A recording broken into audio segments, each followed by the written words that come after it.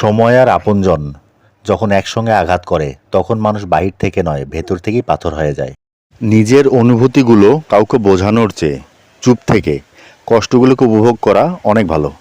ইয়া আল্লাহ, আমি অন্ধকারে হারিয়ে যাচ্ছি, আমাকে আরও একবার হেদায়েত দিন। আমার কোনো দুঃখ নাই, যা আছে অপূর্ণতার অভিযোগ আর নিজের প্রতি ঘৃণা।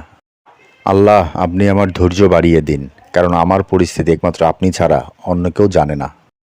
ধৈর্যহীন মানুষটাকেই এক সময় সবচেয়ে বেশি ধৈর্যের পরীক্ষা দিতে হয়। হতাশ হবেন না, মনে রাখবেন আল্লাহ তাকে দিতে দেরি করেন যার চাওয়া আল্লাহ পছন্দ করে।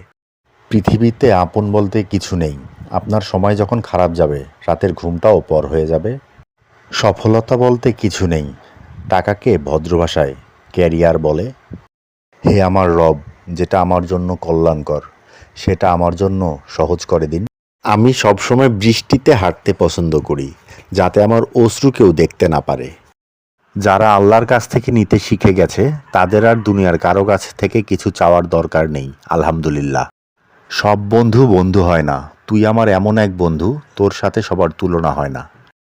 আমি এত বড় কখনো হতে চাইনি যতটা বড় হলে এক বুক হাহাকার নিয়েও জোর করে কান্না করা যায় না। জানি না ভাগ্যে কি লেখা আছে, কিন্তু বিশ্বাস করি আল্লাহ যা করেন ভালোর জন্যই করেন।